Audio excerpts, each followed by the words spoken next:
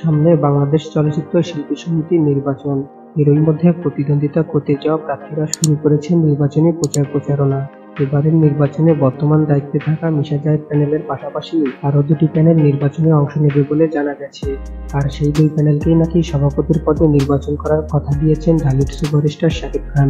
আর এই আশ্বাস নিয়ে মাঠে নেমেছেন প্যানেল দুটির সাধারণ সম্পাদক পদে লড়তে যাওয়া অমিত হাসান এবং দিয়ে তায়েব।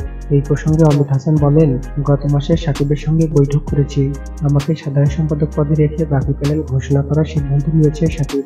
সে আমার ভাইয়ের মতো, আমি তার চাওয়াকে প্রাধান্য দিয়েছি। এই সপ্তাহে আমরা চূড়ান্ত ঘোষণা দেব।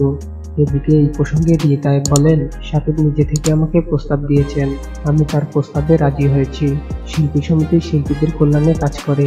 অনেক ভেবে দেখলাম এমন একটি প্রতিষ্ঠানের সামনে থেকে কাজ করতে পারলে ভালো লাগবে, তাই শাকিবের সঙ্গে প্যানেল করার সিদ্ধান্ত নিয়েছি। অমিত হাসান এবং দিয়ে তায়েবের বিশ্বাস, শাকিব তাদের সঙ্গেই নির্বাচন করবেন।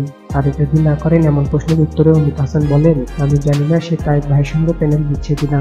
যদি যায় তাহলে শেষ পর্যন্ত আমাকেই সভাপতি পদে দাঁড়াতে হবে, কারণ আমি বেশ আগে থেকেই প্রচারণা চালাচ্ছি। এই অবস্থায় ফিরে আসা সম্ভব নয়। তবে তায়েবের বিশ্বাস শাকিব তাকে নিয়েই প্যানেল গঠন করবেন। আর তাই এখন থেকেই প্যানেলের বাকি সদস্য চূড়ান্ত করেছেন, অন্য কিছু নিয়েই মাথা ঘামাচ্ছেন না। বন্ধুরা, বাংলাদেশ চলচ্চিত্র শিল্পী সমিতির নির্বাচনের সভাপতি পদে কোন প্যানেলে দেখতে চান ঢালিউড সুপারস্টার শাকিব খানকে? দিয়ে তায়েব নাকি অমিত হাসানের প্যানেলে? তা অবশ্যই কমেন্ট করে জানাবেন।